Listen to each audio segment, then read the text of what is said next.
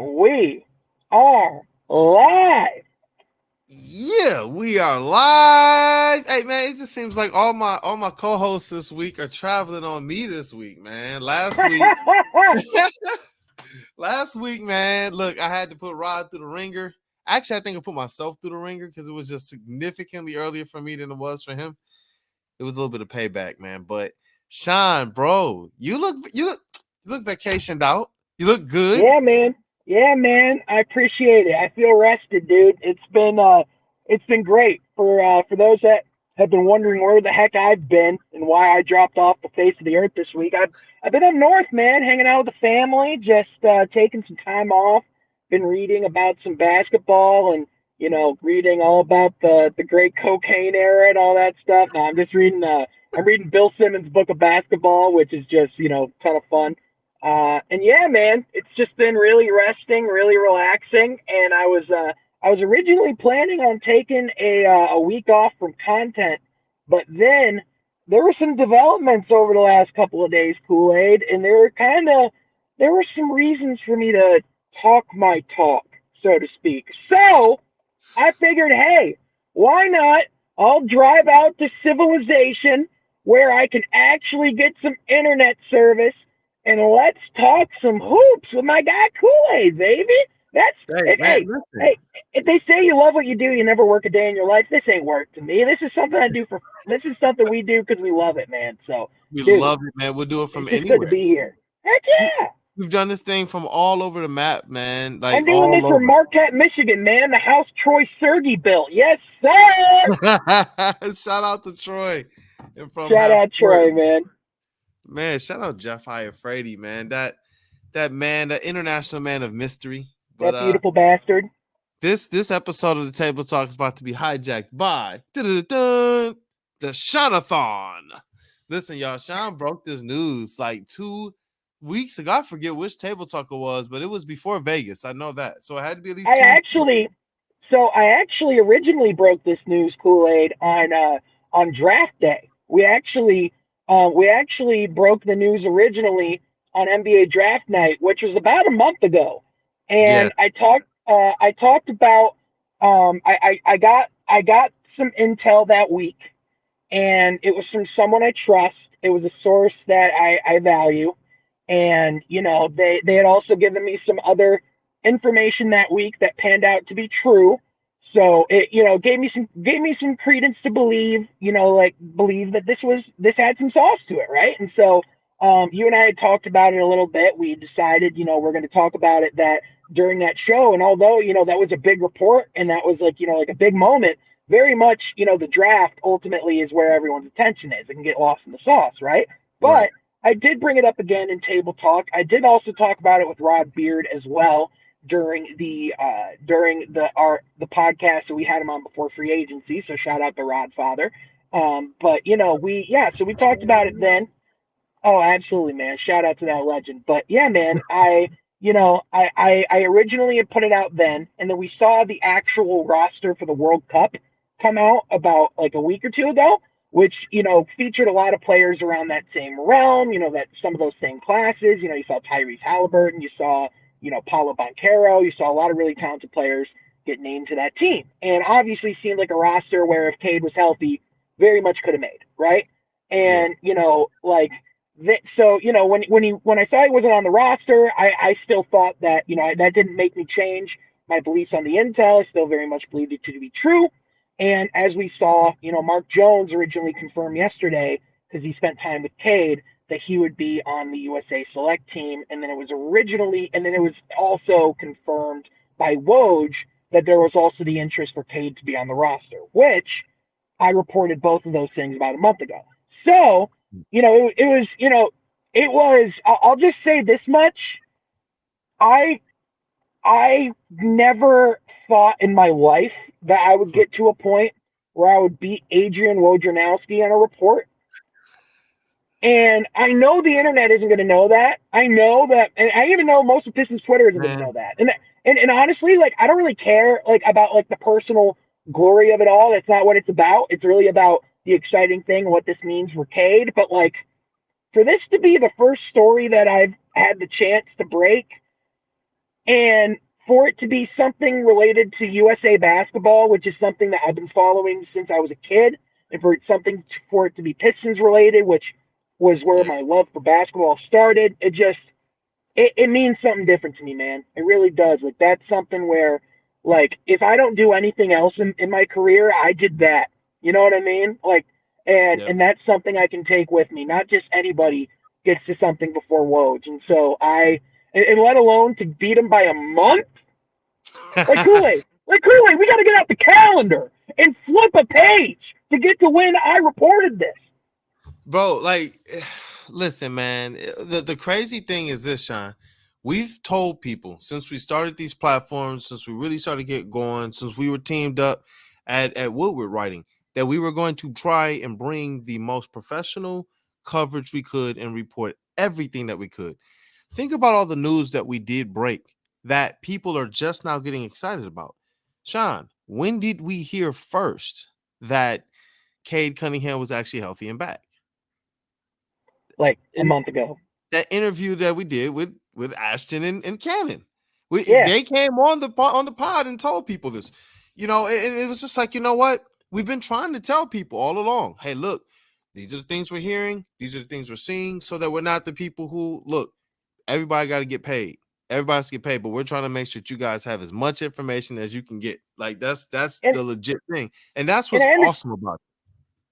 And I understand because like we a lot of people can look at us very much like from the lens of us fans of us being fans first because that is where the love of the team starts 100%. Oh dude, I yeah 100. I didn't even think about that, bro.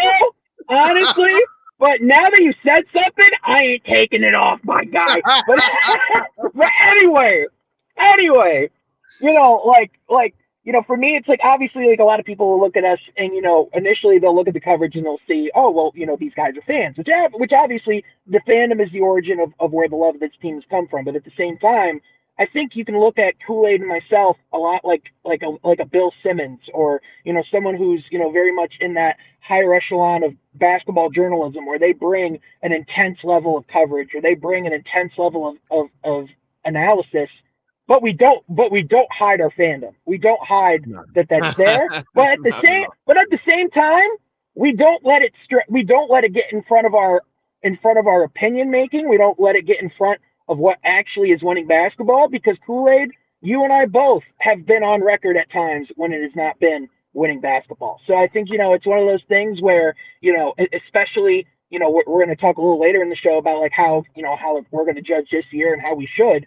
But like I think like with these reports, this is just I hope that this isn't the first, that this isn't the last, right? Like I hope this is something I can do in the future. But also, it's like that's the type of coverage that we want to bring, and the fact that we are getting these scoops before major reporters, major basketball voices. Like it wasn't just Woj, it was Mark Jones, and Mark Jones isn't a reporter, but like he's a renowned basketball announcer. These guys have been around the game for a long time. He was in the gym like Yeah, when he's a Cade media was balling. professional. Yeah, like that's just an access that we don't have, right? So like to be able to have that opportunity to be able to, break that before people who that's their job, that's their life. Like I work 3 jobs, right? So like it's just like a personal level of like man, like it feels like personal vindication of I feel like I'm on the right track, but at the same time let's talk about the basketball implications of this, man. I mean, like, I'm not like this really Yeah. isn't about me. I don't want to make it about But me. look, This, man, look. As we're building these platforms and everything, I think it's important for people to be able to believe in those that are saying that they're reporting and covering this team for them. Everyone has a different flavor, different style of how they may spin it. We have the opportunity and the privilege to be able to cover this team uniquely.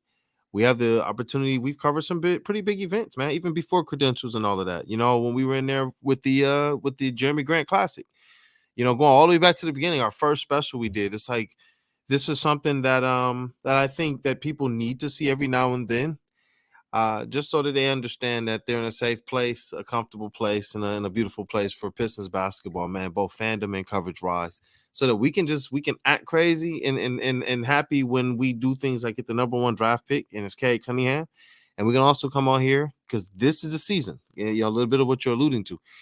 This season, I'm going to kind of go to our second topic, and we'll come back to Cade because Cade is kind of wrapped up into this as well. Our Pistons expectations. You know, shout out to Adam. Shout out Adam Baydoun, By man. the way, biggest mistake of vacation. I completely forgot my razor, and this is where me not having my equipment comes in special because I can get up in and close. Like, look at this, man. Like, I got some stubble up in here. It's like, man, I I didn't even gotta know you can grow a shave, beard, man. man. Look at you. I didn't even know Dude, that. I didn't know I can either, man. I'm like 26 years old. This is the most resemblance of a beard I've had. I ain't no Adam Baydoun with a freaking Viking beard every day. That ain't me. It's like he has the beauty of Jeff's hair, but on his beard, man. It's just like, goodness gracious. I can kind of grow it, but Adam is just on a completely different level, man. Shout out to him. I hope everything. Adam's like hold my beer. I'm sorry, that was a terrible joke. Anyway, moving on. That was a terrible joke. This is expectations. Because yeah, this is man. the part where it gets fun. This is the part where it gets fun, bro. Where people believe sometimes, oh, you guys are drinking the Kool-Aid. And it's like, no, we've been using certain analogies. So it's really cool when you hear Troy Weaver use analogies we've been using. He said, well, we've been at the foundation setting stage. Now we're kind of now at the window setting stage, but we got to first see what we got. Like sometimes you got to know what your climate is. You got to know where's the sun coming from, how does it rain, how does it this, how does it that, so that you know exactly how to even waterproof, or if you need to waterproof your basement. It's just when he starts to use these analogies, you start to really understand where you are in the process. And when he starts saying, I'm putting in the windows now, that's when you can start to get a little bit more critical. You know, I believe that the foundation is set. They got the draft picks. You have how many lottery picks? 4 of them on the squad right now. It's time to go out there and move towards winning. Now they're resetting a lot of the expectations. The Vegas has them at, I forget which sports book. I think it was FanDuel. So forgive me if it wasn't, at 27.5 wins over and under. If you want us to be more specific, maybe a sports book can come give us the bag. But anyway, go ahead, Kool-Aid. I like that, John. Hey, FanDuel, if you want us to be specific, you know our numbers. Anyway, go ahead. So it's pretty consistent with what we've been saying. Like 30 wins, go out there and hit that. The Pistons last season, before the injury set in, we're looking at 30 wins. We were saying, yo, if everything goes right, we can see 37, 38 wins last year. This year, man, they have more talent than they did last year. It's just we now know that the East is also somewhat of a juggernaut. Yeah, what man. are the expectations for you? I know that I'm going to be a little bit more critical this season if they're healthy. If they're not healthy, then the criticism will be different. It will be, well, we need to get players in here who are healthier. Like if Bagley again is not healthy, then we have to talk about that. So I would say it depends on what type of injuries there are. If it's around the margins and it's not to like our main stars, it's like, all right, yeah, you can understand. Like, you know, your critical lens could be a little different. If you know, like if there's another like catastrophic Cade injury where he misses the rest of the season, then that does allow you to be a little more questionable of, you know, like, hey, what's going on here long term? Now, obviously, I don't think it's going to be the case at all because of, you know, what we'll talk about a little bit later, which, you know, because how good Cade looked in that footage and everything we're hearing about him. But, you know, I think it, you know, like, assuming injuries aren't a thing, I think it is time to be a little more critical and to have some expectations because I think for one, you know, you have a brand new voice with that same coach who was still there in the front office. So you have perhaps the greatest transition you could possibly have in the history of basketball from a coaching transition as far as the smoothness of it all. You have a staff, you know, with the likes of Jarrett Jack. You have not just Cade, who's going to be coming back from, you know, from injury, but also coming back from playing with Team USA Select. On top of that, I also reported yesterday that Jalen Duren is also a likely candidate to also be on Team USA Select. Woj reported 5 names that have been confirmed for the USA Select team. That the keyword in that report, including, that is not the entirety of Team USA Select. I would expect Jalen Duren to be a part of it. I think you breaking some more news. I reported it yesterday, Kool-Aid. Yeah, I reported this yesterday. I'll say it on here as well. I think Jalen Duren is also going to be on Team USA Select from first sources. So if that is the case, That is an incredible accomplishment for a 19-year-old second-year big. I think, also to go get challenged by guys like Bam Adebayo, playing alongside a guy like Chet Holmgren as well, is really something that could challenge him to be better on the defensive end. I hope so. But in all seriousness, I think you do expect this team to, take a jump, assuming everyone's healthy, because we expected the team to be better last year. And I think, obviously, I know we view this team from the lens of, well, this team won 17 games last season. I know that's where everyone's going to come into this season because you're going to go off of what's the last thing you saw. But Yeah. if you look at this roster from a top-down view, this is not a 17-win roster, especially when you add Cade Cunningham. Like, not even just adding back Cade Cunningham. If that full bench was healthy, Kool-Aid, you and I highlighted all throughout last season when our bench was injured, we had one of the lowest scoring benches, not just in the league, in the history of basketball to start the season. And then we had the best bench in the league once everyone was healthy, and that was right when Cade went out. So you talk about the unfortunate of that roster not being able to actually play together, and then you throw in the fact that you add a Star Thompson, who is apparently going to be able to play day one because of how he played in summer league. You have Marcus Sasser, who just dropped a 40 bomb to close summer league, who looks like he could play some form of a role as well, coming off the bench, maybe 10, 15 minutes a game. You add in the veterans that they added through free agency, through the trades that they made, which, by the way, they got good players and got stuff to do so. So I think everything. Oh yeah, and they went and hired the best coach of basketball this season. I forgot to mention that. Yeah. Monty Williams. So everything is saying this team is positioned to take a next step. Now, what does that mean? I know everyone wants to say playoffs. I know people want to see this team play in May. I understand, but at the same time, we got to look a little realistic here. I think the reality is, if this team can fight for a play-in spot, not necessarily if they can play a play-in game, that is a successful season.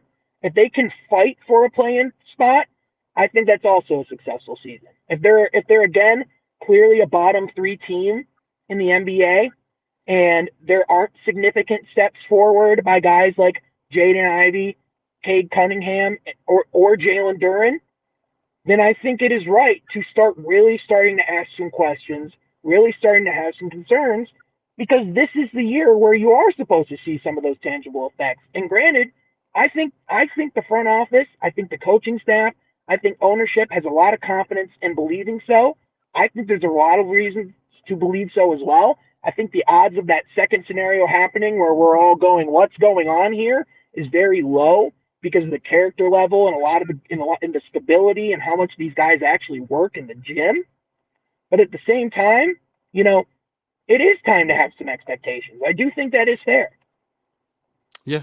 Yeah, this is that season. We talked about this offseason being a very, very pivotal one because of the expectations that were ahead. With the Pistons coming into last season, we knew that Cade and all of the young guys were talking about, hey, look, we're ready to win. There was major expectation coming off of that second half, the post All-Star break, which we talked about with Cade Cunningham, which includes that March where it was just he and Michael Jeffrey Jordan, who put up the types of stats they did as a rookie. One more time, Kool-Aid. All-star Who was that type player stats. again? Who was that player again? Michael Jeffrey Jordan. The Michael Jeffrey Jordan? The Michael Jeffrey Jordan. It was just he and Cade Cunningham are the only ones that sit with this stature, this stat as rookies in the month of March. And when you look at that stat, it's not like rookie type stats. These are all-star, superstar type stats. Yeah. There was a lot of expectation. It was like even for players like Killian Hayes, who went through a nice 13-game stretch to end that rookie season of Cade's. So it's like, you know what? Shout out to Jeff Iyer-Frady, man. I love Jeff Iyer-Frady, man. Shout out Mr. Everything.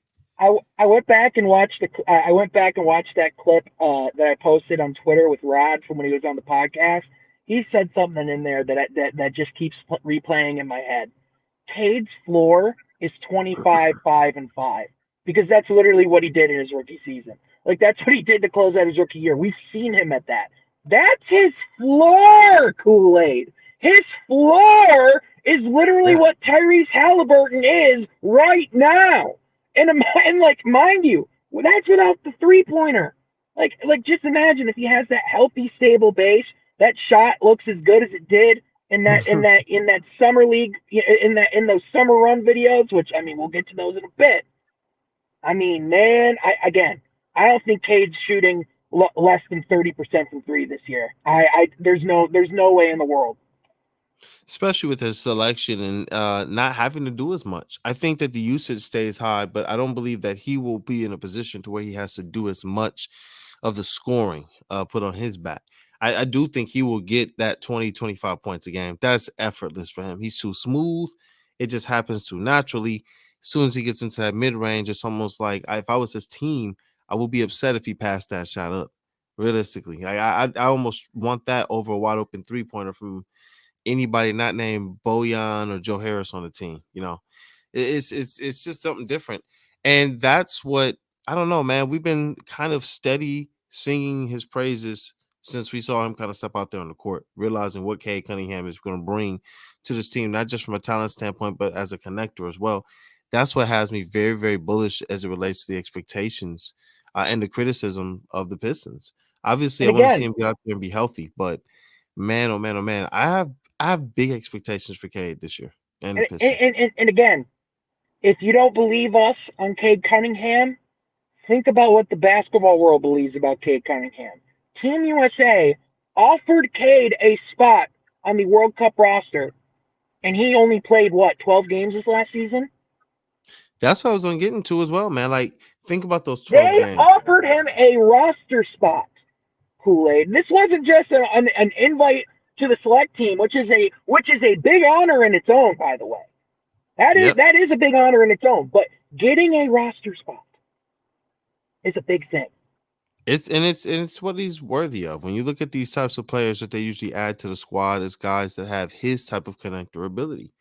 And I want to see him take full advantage of being on the select team, get in there playing against these players and really holding his own to the point that they really, really, really wish that he said, yes, I want to be on the main roster.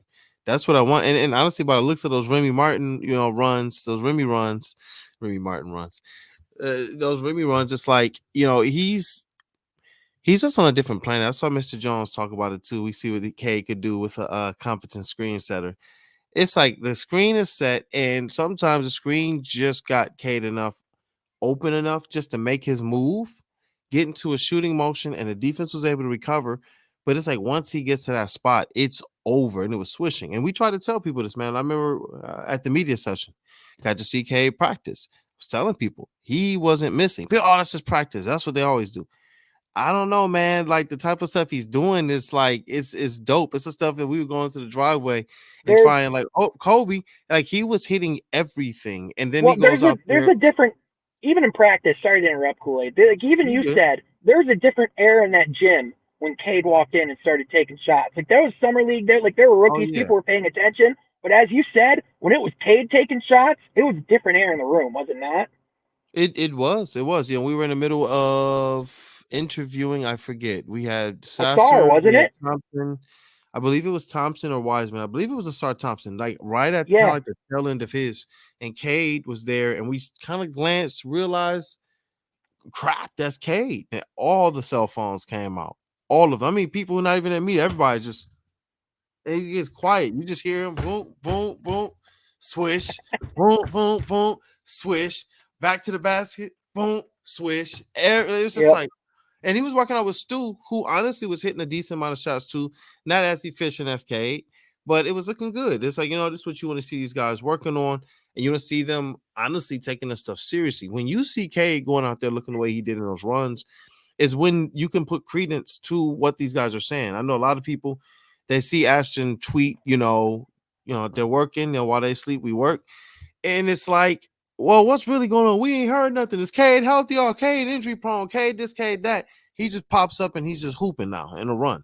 Like looking way And better then than a the lot of the other energy. people in it. And by the way, 40 of all it took for the energy to completely flip Kool-Aid was a 42-second clip.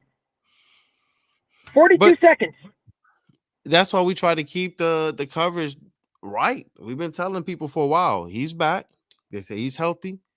Ashton has been tweeting Cade's a monster. Oh, we see him hooping. We've been hearing things.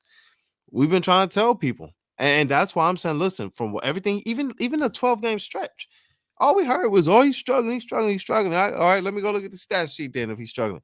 26 Yeah. and 6. That's his struggle bus? Y'all tripping. And is Ashton going to be hyping things up? Absolutely. But at the same time, Ashton will back down on certain things when he knows he's hyping things up a little too much. You know what's the thing he's never backed down on? Hyping up Cade, because he knows exactly who that guy is. And so that really, at the end of the day, like when he tells you, like, man, this guy's looking good. Like, he quieted down on the 6 seed stuff. He didn't quiet down on how great Cade's been looking in the gym. And now all it took was the affirmation of seeing, can he do this against NBA guys? We saw him in that clip. He was doing it against NBA guys. We saw what it looked like when he had a really good pick and roll partner in Andre Drummond, which, I mean, obviously the irony that we all saw in that. But at the same time, I think, like ultimately, like the expectations are, for us, like we can feel comfortable having those expectations because we can see from not only from what we're hearing, not only from, like what we're being told, but also what we're now seeing, from a sense of, Yep. what's being put on tape, but also what's being put out there of, oh yeah, no, these guys truly believe in him. And on top of that, we have a lot of reason to believe that Cade has some real fire that he's going to come back and play with in the roster. I mean, think about this. He never played with James Wiseman, and I know a lot of people are very, I know he's the most polarizing player on the roster, but I think before we decide his fate, I'd love to see him with Cade at the very least. He On only got top really half a good season with Marvin Bagley. Yep. On top of that, now you give him the shooting of Alec Burks, Joe Harris, Bojan Bogdanovic. You allow Jaden Ivey to play off ball. You have all the different weapons that are going to be at his disposal. And by the way, as far as like seeing what we have, Troy Weaver, they could go 10 games in and see and say, oh yeah, we have something here. And as early as December, they could always try and do something to, add some fuel to this roster. Even though we don't necessarily have the assets and future draft capital, what we do have are some tradable contracts and tradable players that we could really make some noise and really do some things if we wanted to. But at the same time, you got to see what you have. And I mean, as confident as we are that Cade's a guy, as confident as we are that Ivey's a guy, especially in the new collective bargaining agreement that's been set up this summer, you have to be sure beyond Yep. reasonable doubt that you are all in on what you're building. Because if you're not, you are going to be in like you Painful. think the purgatory we were in before was bad? Kool-Aid. It does get worse. Like teams like the Bulls, how are they digging themselves out of what they're in right now? Tell me. Like honestly. Like so Yeah. you just like give this team 20, 25 games. Let's see what we have. And I think one thing's for sure. It is going to be way more fun to watch than those games later last year. And even with some of the guys, like the fact that Asar Thompson's coming in, and that's a footnote in what we have going on the court this year. That is exciting. Yep, it is. The thing with Asar Thompson that I like the most is that more so than, obviously with the hype, it's almost like a footnote because you got Cade Cunningham coming back, somebody that really people are still itching to see him reach his decent potential. Yeah, But Asar Thompson brings a lot, and this is where the expectations for me, I'm just like, you know what? The Pistons, they keep adding a lot. The last 2 years, they added a lot of players, man. A lot of players. They added Bojan, Alec Burks, Jaden Ivey, Jalen Duren, Asar Thompson, Marcus Sasser, Joe Harris, Monty Morris. That's a whole new team, bro. yep, And then you got Cade Cunningham and Isaiah and a whole new coaching Livers, staff. Killian Hayes, and then a whole new coaching staff. That's what I'm saying. It's like, man, bro, It's I gonna don't. take time. Like they need, like they're gonna have to figure some things out. Like there are gonna be growing pains. That's the part that I wanted to actually talk about within the Pistons' expectations is they got some professional players. That starting lineup is going to be one that has players that want to play with each other. Like, think about this, bro. Bojan came here and put it in print. Literally, I came here to play with Cade. The offense revolves around Cade. Like his mindset knows I'm here to I play was off. I'm complimenting Cade. That resolves some chemistry issues. Isaiah Stewart already knows what the deal is. We've seen them when Isaiah Stewart and Cade play together. That's a good combination. You guys go back and look at that first game against He's got Orlando last year. 64 million reasons to know what the deal is, Kool-Aid. Jaden Ivey. He only wants to play with Cade. And I hear you. But this is what I'm saying. Like, and Jalen Duren. You saw the layup line, the high five line of Cade greeting the summer league team when he gets to Jalen Duren. Everyone's like, yo, he really loved Jalen Duren. I'm sitting here like, those players fit really well.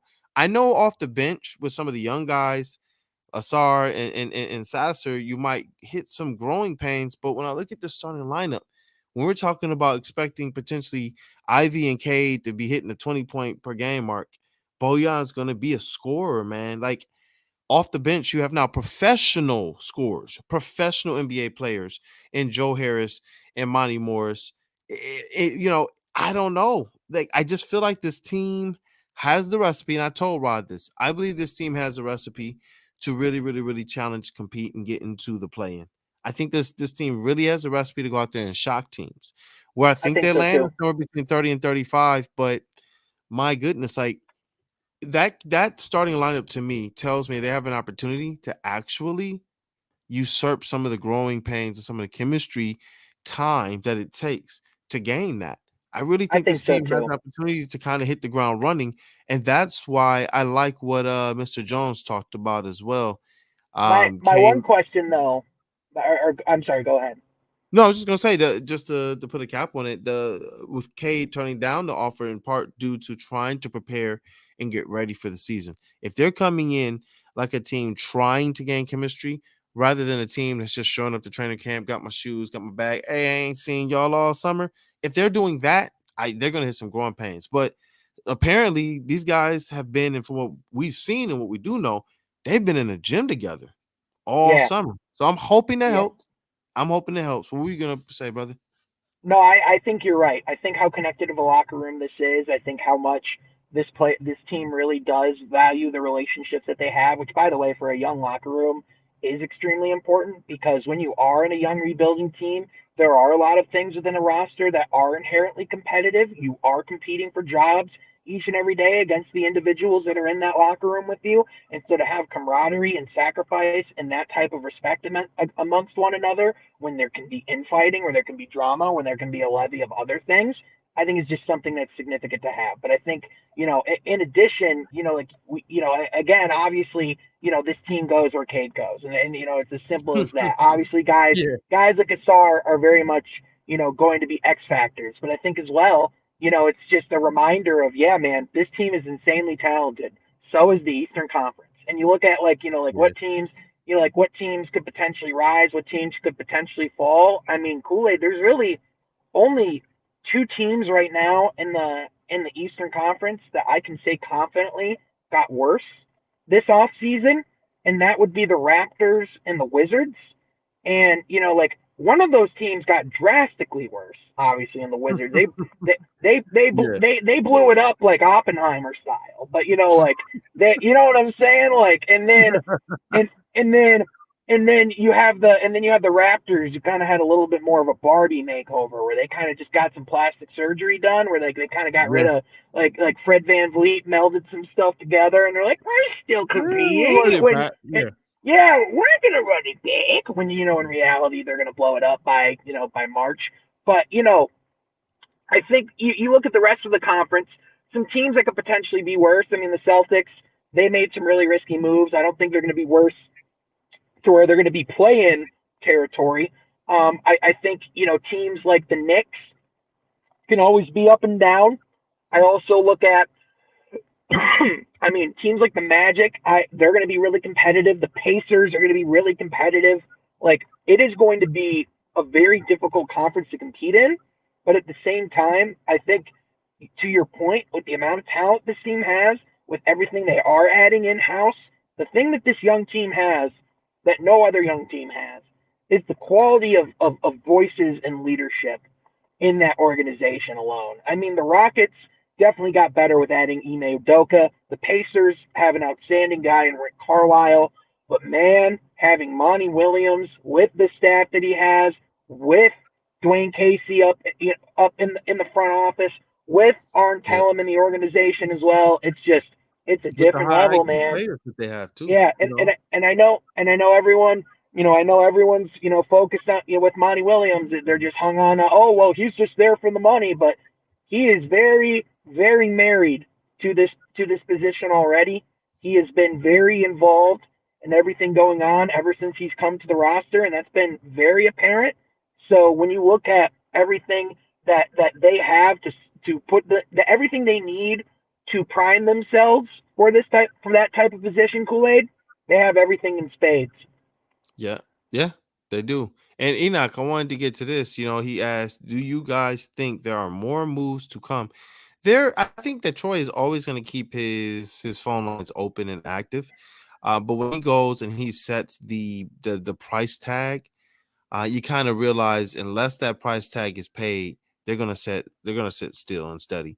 And I just put up an article on What We're Sports the other day as well that kind of detailed how the selection of Asar Thompson kind of changed or altered the dynamic of free agency for the Pistons. Right after that rookie introductory press conference, Troy said, "Yeah, this was the big swing that we were hoping to get, and we don't want to sign anybody that could block the development of these two rookies." And so that was interesting to me. That means that he, in my opinion, sees a path for Asar Thompson to start, and that right now he's not going to bring anybody else in that would block that. Right now, I believe obviously he's behind Bojan because of what Bojan brings with that 3-point shot. But if he can be something marginally decent, I think that, yeah. Any more moves? I can see something marginal though. I can Yeah, see you know what's something funny? small. You know what was really funny, Kool-Aid? I saw Bleacher Report do an article of some of potential trade proposals. You know what? Yeah. You know what was one of the first trades I saw in there? Which one? It was almost verbatim the Reggie Bullock trade I made on here a couple weeks ago when you were like you know what, you're trying, and you know what, apparently so is that person at Bleacher Report. So shout out to them. But also, Shout out to him. He tried. yeah, but in all seriousness, I think like are the Pistons going to explore trades? I'm sure there are going to be are there's going to be conversations that are had. I know people made a lot of the report from the Howdy Folks podcast from Tim McMahon from ESPN where they talked about a potential package of Bojan to Dallas. I still don't think Dallas has enough to that they're willing to part with to actually make that deal happen. And I think at the same time, like you have to look at, like what would actually realistically have to be made in order for a deal to be done. I think it would be around the margin stuff. Like if there were to like top guys to be moved, I don't think Bojan's at the top of that list. I think it's probably guys like we've talked about before, like Marvin Bagley, probably a guy like Killian Hayes. I'm not saying like those guys are going to be traded, but like if there were First names returns are more likely. Yeah. yeah, if there were names that would make sense to be in a deal, it would be those guys just because of the assets we have in house that could potentially take up those minutes as well. But at the same time, I don't think they're in a position where they feel like they need to make a change in order to be more competitive to start the season. I think they Yeah, have because I just to wrap up my point real quick, I think they have a lot of pieces in house that they still believe in, and I don't even though I don't think the franchise is invested in the Killian Hayes picture long term. I don't think they've given up on Killian Hayes, and I think those are two very different things. yeah, same thing with Sadiq Bey. I don't think that they gave up on him. I think that obviously with the Absolutely way that the contracts go, and we told people they're gonna have to make a decision on players that they like, and some of these players aren't gonna be back. I could see the same thing happening with Killian because everything with Killian that I caution is that he hasn't really played with a good roster, and the type of player he is, I think he needs right, some talent around him. He's a playmaker. He's not necessarily a game scorer. He's a playmaker, and if we don't have people right. around him that can make shots, then he's going to look like a worse player, and that's just And, So it's and in it's this interesting. NBA, from a length and versatility standpoint on the defensive end, there is far too much of Killian Hayes there to like. Where let's be honest, like couldn't you see Killian Hayes like somehow ending up on that Phoenix roster and like somehow becoming like a edgy like like bench defender for them who comes in and causes hell. You know what I mean? Like a guy who's not going to have any Mhm. expectations, do anything offensively, but we'll pay you jack diddly squat. Come play hard on defense. You'd be like, okay, like I can actually see him succeeding. You know what I mean? Like he's that That type of and guy. that's where I caution, like, okay, if the Pistons believe that they're right there and you think you can get a sweet deal, hey, look at it. If Killian's is thrown into a deal and you know that you're not going to bring him back, that's it's still neither here nor there. Like it's not going to necessarily, in my opinion, affect the Pistons in some drastic manner. But I could see that, Yeah, man. Killian, Bagley. I feel like they really like Wiseman. I don't. yeah. I wouldn't be surprised if he's traded, but Which I really feel like they like Wiseman. I really can do. I ask you a couple questions, by the way? I saw some things on Twitter that I've been wanting to ask you about in general. So, I mean, hey, this is a good place to bring it up. Why not? I mean, That's good, Brody. these are our conversations anyway, right? So I'm glad you brought up James Wiseman because, again, I know a lot of people are just out on him. I know a lot of people, think his story's written. And listen, I understand, like I know statistically the odds aren't on his side to be an all-star, but at the same time, I think we saw enough from summer league and and the glimpses from his final 20ish games in Detroit to say, okay, we see why this guy was taken number 2 overall.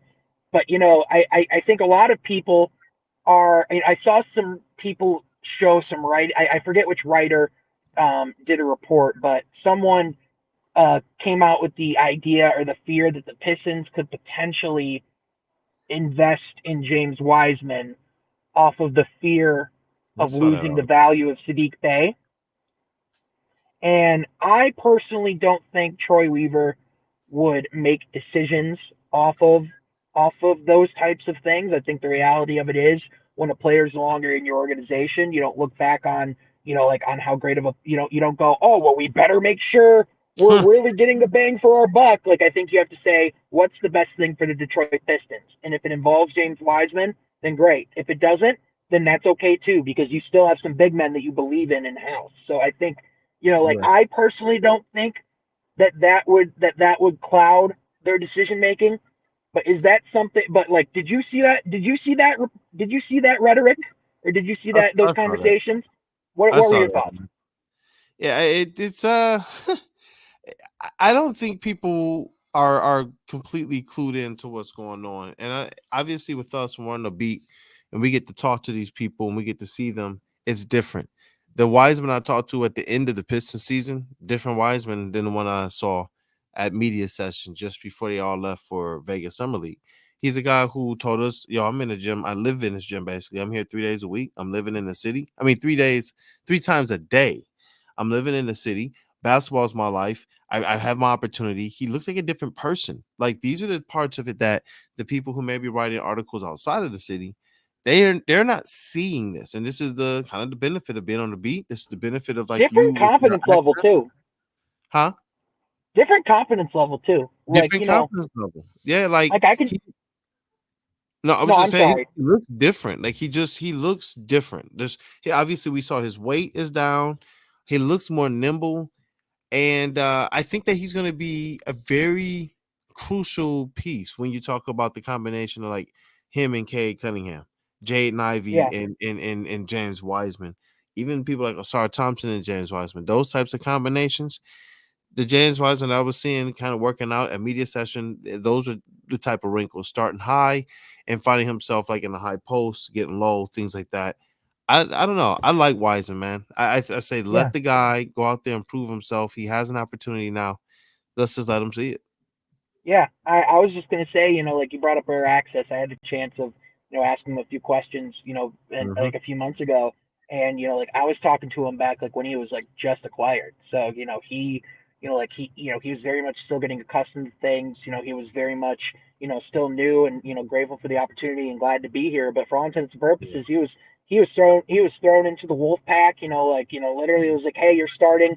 You went from being out of an NBA rotation to, hey, you're starting each and every day and you're going to be one of our focal points and you have to go out and like improve yourself. On a And team with like one or two with like one other big yeah, only. yeah. yeah, like be one of the focal points on the team that was very deprived of talent because of where we were at that time of the year. But I think in addition, like talking to him then, like not that he wasn't confident, but like there's just a different level of confidence now. You could just tell for one. I think there's just a different level of energy because you could just tell he's just glad to be playing hoops. Like you could just tell like the gym's his happy place, and the fact that he's just there and that it's not about the drama of the pressure of Golden State of having to come in and defend your dynasty each and every season. Like, can we talk about the expectations that were levied on him day one? Perhaps the most of any incoming rookie of the past 20 You know years what in the sucks? middle of a pandemic draft.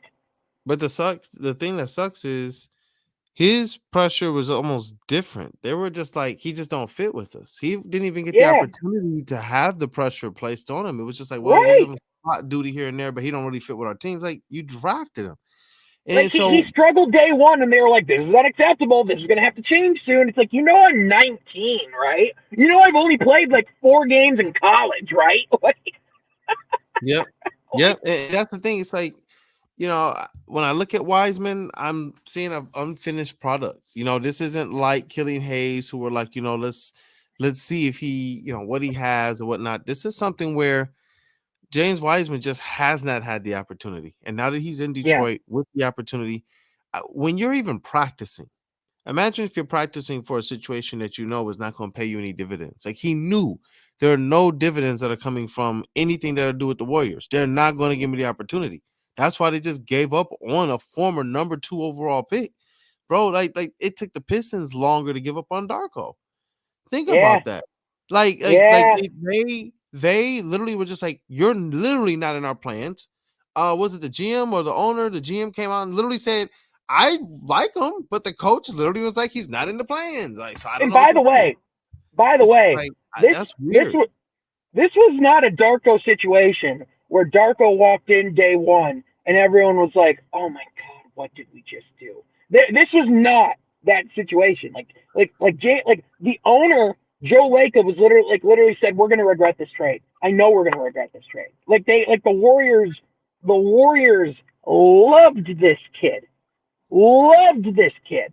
Yeah. They didn't want to let him go. They had to if they wanted to stay competitive right now and going forward. They had to if they wanted to actually keep their team together from a salary standpoint. And so, like yes, he does not have a long window to prove himself in Detroit, and he does not have and he does not have the benefit of being clearly the most talented big on the roster because Jalen Duren exists, and there are a lot of reasons. If he comes in and does not play well, there are a lot of reasons for them to just say, Duren, here's the keys, my guy. We're Yep. just going around that. You know what I'm saying? But at the same time, there is a lot of reason. I know a lot of people are like look at the short term. Like who these guys are right now, and might vomit internally thinking about James Wiseman and Jalen Duren starting together. But Kool Aid, you and I both know if those guys are the apex of what they can be as basketball players, and they can fit alongside each other at least 15-20 minutes a game, the size that brings, the intensity that brings, like there is too much to like about that. And if you're Troy Weaver, who loves bigs as much as anybody, and you have two athletic freaks like them in your building, you'd be damn stupid to not see what you have there. Yeah, and that's the thing. I think the most important thing he said after the rookie introductory press conference was that he wanted to see what he asked. That then you have to go out there, and that's honestly the only reason why I actually temper a little bit of the Pistons win totals between 30 and 35, because I think the first half of the season is going to be them just not tanking, playing their hearts out, but trying to see what they have, tinkering with different Yeah, lineups, moving players all around the lineup, seeing what players fit best. Probably some nights where they're giving Asar and Marcus Sasser the ability to play through, because they're gonna have to do this. Have a few games where they're being able to play through their mistakes and things of that nature. And we have to give the chemistry thing some credence as well. But second half, I believe this is going to be a more of what we saw in Cade's rookie season, where this team is a well-oiled machine, and I believe we're going to see guys like Wiseman being a big part of that, I don't a think really we'll, big part we'll of it.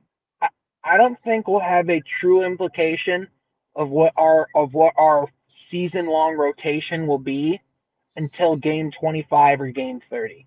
Because I think when you talk about, like the beginning of the season in particular, that's generally when rookies don't play quite as much. They generally ease, like in particular, I know like the last couple of years, it's just been, oh, well, Cade and Ivey, I mean, they're starting. Like, that's not even a conversation, right? Like, I know it was easy these last couple of years.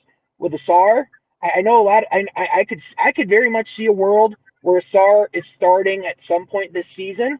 I don't know if he's starting opening night. Like especially with guys like Bojan, especially with Isaiah Stewart just signing a 4-year, $64 million extension. It's hard for me to see him coming off the bench day one, right? Like especially if you're asking me for a starting lineup right now off the top of my head, it's probably Cade, Ivey. It's probably Bojan at the three. I would guess it's going to be Stu at the four and Duran at the five. If you're asking me for like a solid starting five day one, that's probably your opening night starting five. That doesn't Yeah, mean that's the starting five to end the season. That doesn't mean that's the five who's finishing games. Which, by the way, Kool-Aid, you and I have talked about plenty of times. That's what really matters is what lineup is yeah, finishing games. And what's happening I in the like, clutch?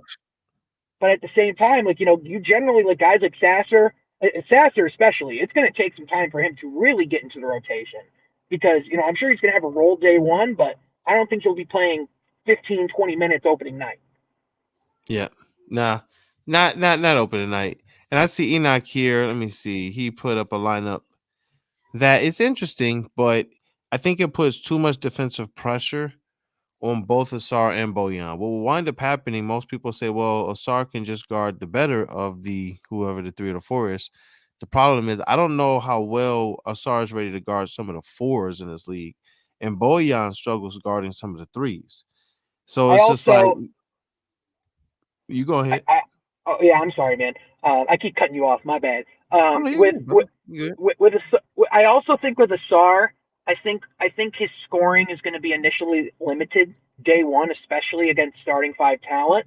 And I think if you can throw him against some reserve units where he can really utilize his athleticism, his ability to slash and get to the rim, and it doesn't mean he's not going to be playing with Cade and Ivy. Obviously, they're going to be switching off back and forth with reserve players. I think Asar inherently, I think he's very similar to like a Ben Math, where he can come off the bench, and really succeed day one. And I think he'll very much play himself into the starting lineup. I mean, he could probably still start within the first 10 to 15 games if like there's like a sprained ankle, if there's like resting on back to backs. It's not like the opportunities very much are going to be there. I just think and I'm sure, and I'm not sure if you agree with this or not. I just think from day one, I think Asar might be more effective off the bench. I kind of agree with that. There, he's a cerebral type of player. He's one of those guys that sees the game, sees the game, sees the game, and when he gets comfortable, it's just, hey, unleash. And it might bode well for him as it relates to learning this game, to kind of see how things are going from the bench, and then coming in and playing the game the right way, and playing it against a little bit lesser talent, playing it against bench guys, having opportunity to get out there, get your feet wet, get stretched a little bit, and then kind of, when you have like the ability or the opportunity to handle that responsibility, then start to turning that up just a little bit more for Sar Thompson. But I personally want to see him kind of learn from the bench just a little bit. Though I do believe he has the talent to start day one. I don't know how good that will mesh with the offense, but I Yep. do believe he has the ability, the capability. We saw the athleticism, the speed, his playmaking ability. He has something, man. He's a special talent, and I can't wait to see him get going. It's just, on this squad right now, if you have a Bojan, and the ability for him to be able to kind of put up points quick, and to know you can always bring a Sar off the bench right behind him. I, that's just, I don't know. To me, right now, it seems to be the best fit. But if Asar proves something quick, I would not be surprised if the Pistons found themselves in a position to say, you know what, let's trade Bojan. If we're not bringing him back long term, because it would have to be long term. I can't see them piecing together another 2-year deal. It would have to be, all right, you're a vet, you're the vet here for the next 4 years while Cade and Cole kind of do their thing. I think it's got to be a SAR. This season to me has to be about this squad proving that they're more scrappy, proving that they care a whole lot more about defense, and seeing Asar Thompson still take the steps forward necessary. Where last year they were able to say, all right, well, we're going to focus on Jalen Duran and Jaden, Jaden Ivey and Jalen Duran because, we had some injuries. This year they got to have to do both. They got to focus on Asar Yeah. Thompson. They got to figure out how Marcus Sasser gets a solid 10 to 15 minutes of a good basketball night, and they have to compete at a high enough level that they're in competition for that playing.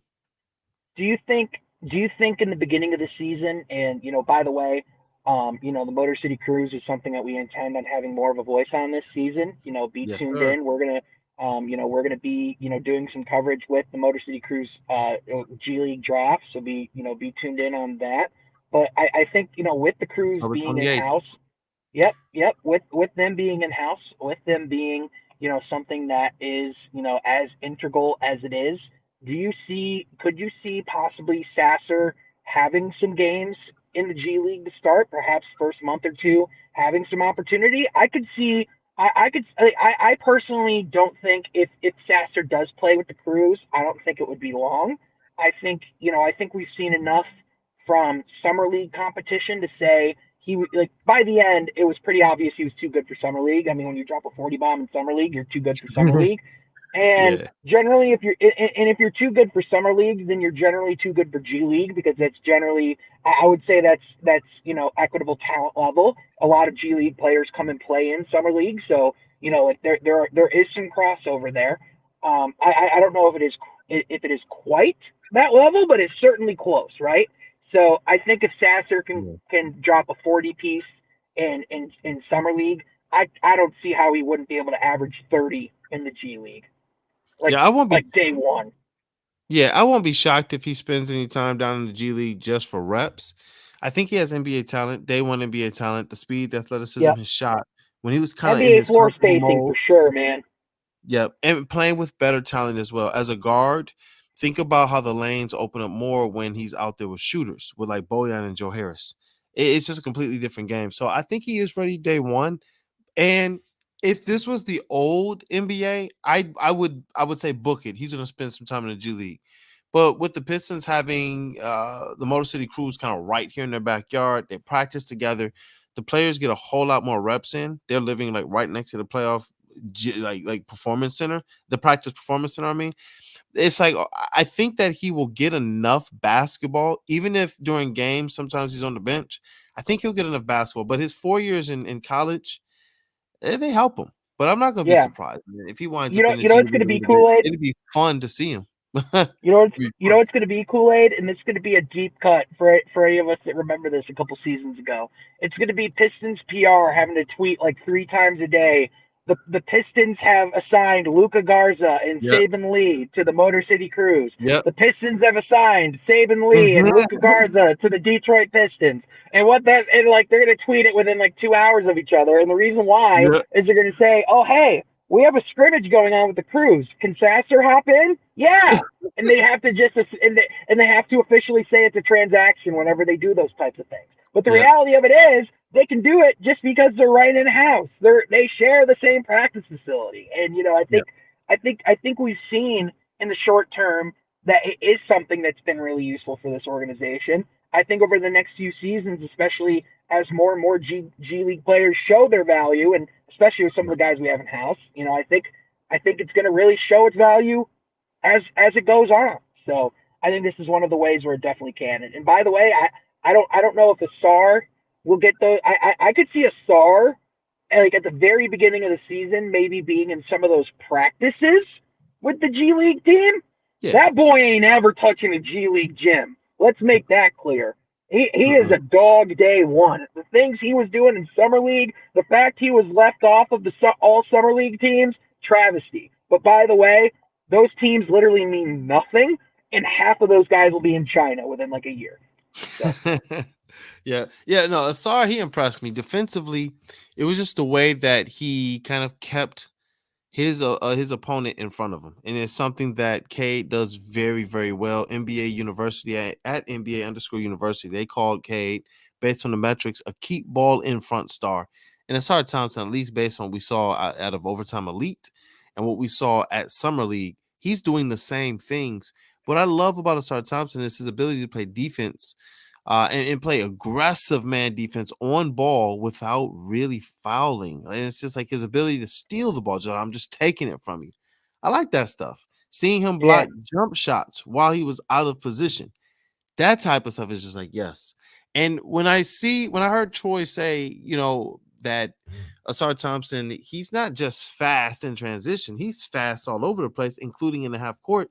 Well, this is the type of stuff we were talking about when we got Jaden and Ivey. And we were like, you know what?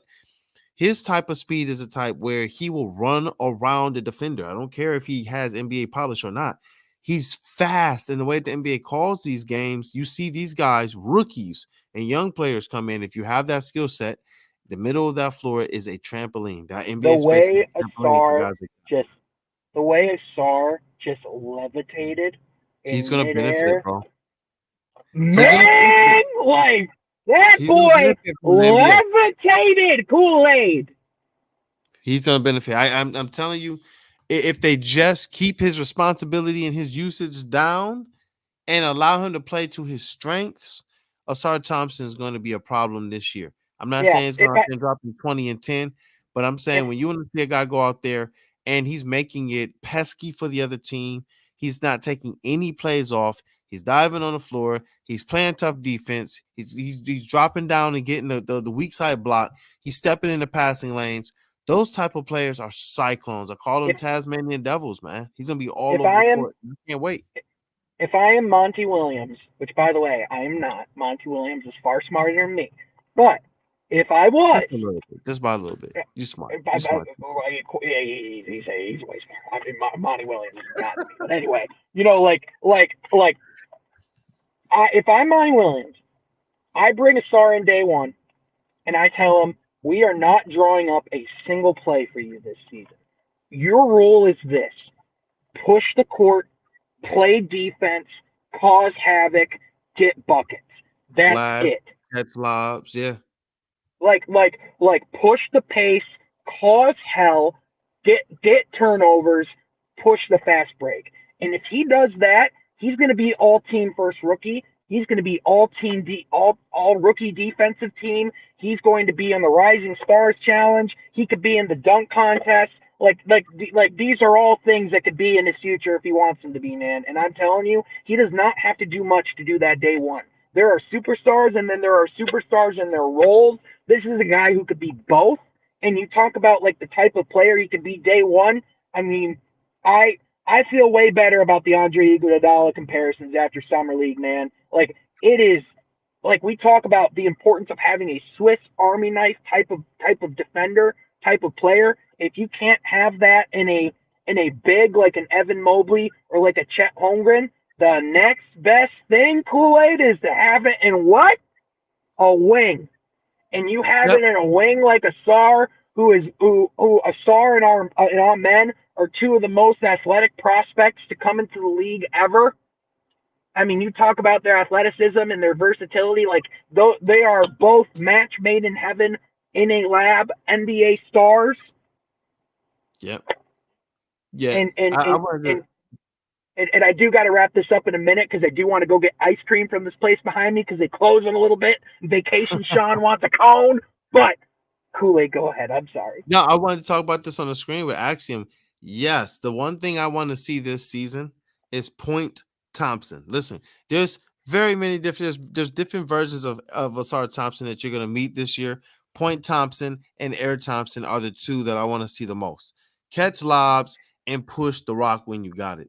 That's what I want. Asar Thompson is it's Summer League was beautiful when he had the ball. Especially I saw somebody put it those first games 1 and 2, he fit in. That's exactly what he did. People wanted to Chuck, of course, it would be Chuck, one of the regulars, but he fit in. He showed exactly what he could be, and he was just like in his interview with ESPN when he said, "Look, I'm just trying to stay on the court. So I'm gonna do if my shot's not falling, I'm doing everything else regardless. I'm staying on the court." I love that, man. Like I know that school. Like anyone who's played sports knows that feeling.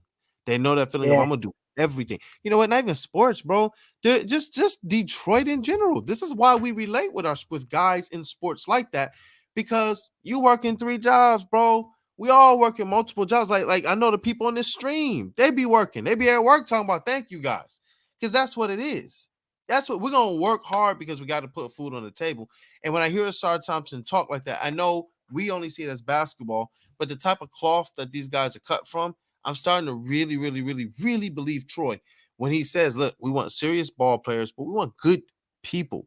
And then when I talk to some of our sources behind the scenes about Asar and Amin Thompson, that's all I hear. They're good people who work hard and know the value and understand the value of hard work. And it's beautiful when you hear that. You know, these guys are coming from a situation where they were stars, man. To I just want to help the team win. I want to do whatever the team's asking me to do. I know what I can do, and the team knows what I can do. So whatever the team tells me to do, that's what I will do. It's like Asar is going to win us games this year. He's going to win us a couple games this season based off of effort plays. I'm confident in that. I believe so too. If we Yeah, saw Stewart win us the first game last season, I could see Asar Thompson getting us one this season. I could absolutely, definitely do man. that, man. But Kool-Aid, let's start closing it out. The only I the want to only get you last some thing, ice cream. the only last thing I have to say, Matt Barnes, take a couple of these and bring them home to Mama. That's all I gotta say. He doesn't deserve anything else. His Them playing career boys, wasn't worthy of. His playing career isn't even worth bringing up the resume. So let's just close the pot. these boys Detroit talk versus about everybody. It's a very real going to thing. work Pistons. They still in the Pacers' head, bro. They're still there. I'm glad. I am so glad. I'm so glad. Hey, They I'm just glad. keep winning over I'm and over glad. and over again. I'm glad that they finally have a relevant roster for the first time since 2005. Congratulations, Indiana.